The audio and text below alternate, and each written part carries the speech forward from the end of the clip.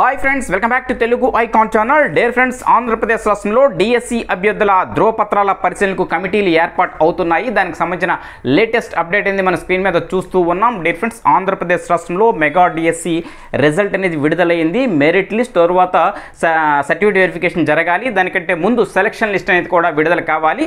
అయితే ప్రస్తుతానికి మనకి మెరిట్ లిస్ట్ అనేది 16న విడుదల కాబోతుంది. అంటే ఎల్లుండి విడుదలయ్యే అవకాశం ఉన్నట్లు సమాచారం అందుతుంది. అయితే దానికి సంబంధించి డిఎస్సి అభ్యర్థుల యొక్క సర్టిఫికేట్ వెరిఫికేషన్కి సంబంధించి కూడా కమిటీలు ఏర్పాటవుతున్నాయి. ఆ వివరాలు మనం చూసినట్లయితే డిఎస్సి ఫలితాలు విడుదలతో తదుపరి ప్రక్రియపై అధికారులు దృష్టి సారించారు.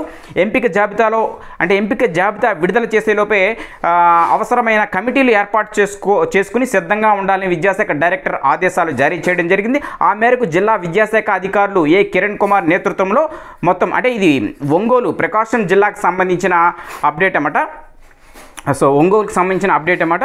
సో అది చూస్తున్నాం. ఎందుకంటే ఒక జిల్లాకు సంబంధించిన కార్యక్రమం ప్రారంభమైందంటే రాష్ట్ర వ్యాప్తంగా ఇదే కార్యక్రమం అనేది కొనసాగుతూ ఉంది. అంటే జిల్లా డిఈఓలకి ఆదేశాలు అందింది విద్యాశాఖ నుంచి. ఏంటంటే సర్టిఫికేట్ వెరిఫికేషన్కి ఒక టీం అనేది రెడీ చేసుకోమని చెప్పింది. ఆ మేరకు జిల్లా విద్యాశాఖ అధికారులందరికీ కూడా ఈ ఆర్డర్స్ అనేది జారీ చేయడం జరిగింది. మొత్తం 14 కమిటీలు ఏర్పాటు చేస్తున్నారు. ప్రతి కమిటీలో 3 సభ్యులు ఉంటారు. ఉన్నత పాఠశాల ప్రధానోపాధ్యాయుడు, ఎంఈఓ, రెవెన్యూ శాఖ నుంచి డీటీ స్థాయి అధికారి ఉంటారన్నమాట.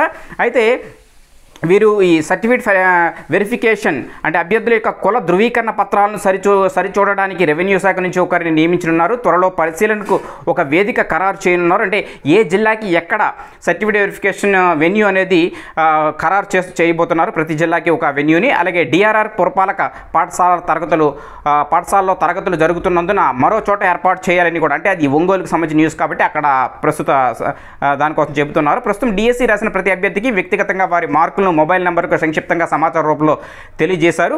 ఈ నెల 16న ప్రతిభా జాబితా అంటే మెరిట్ లిస్ట్ అనేది ఈ నెల 16వ తేదీన విడుదల కాబోతుంది. జిల్లా నుంచి కమిషనర్ కార్యాలయం ఇప్పటికే రోస్టర్ పాయింట్ వివరాలు సేకరించింది.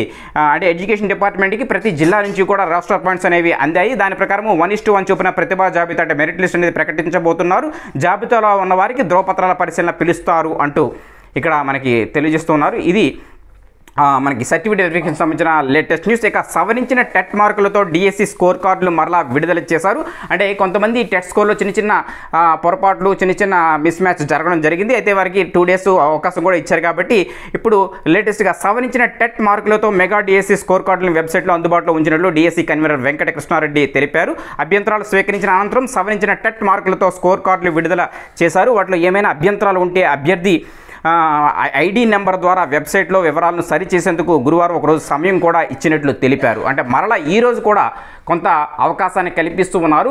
గురువారం అంటే లక్షవారం కాబట్టి ఈరోజు అంటే ఈ ఒక్కరోజు అవకాశం మరలా కల్పించారు. ఇక రేపు ఆగస్ట్ 15th, ఎల్లుట 16న మనకి మెరిట్ లిస్ట్ అనేది మన ముందుకి రానుంది. All the best. అందరికీ కూడా మంచి స్కోర్ సాధించిన అభ్యర్థులందరికీ కూడా వారికి జాబ్స్ వచ్చే అవకాశం ఉంది. కాబట్టి అందరికీ కూడా ఆల్ ది బెస్ట్. అంటే కటాఫ్స్ అనేవి ఏ విధంగా ఉంటాయనేది మనం చివరి వరకు మెరిట్ లిస్ట్ వచ్చే వరకు కూడా చెప్పలేం. కనుక అందరూ కూడా బాగా మంచి స్కోర్ వచ్చిన వారు, అంటే 70+ వచ్చిన వారు, అదేవిధంగా 60+ వచ్చిన వారు కూడా హోప్స్ పెట్టుకోవచ్చు.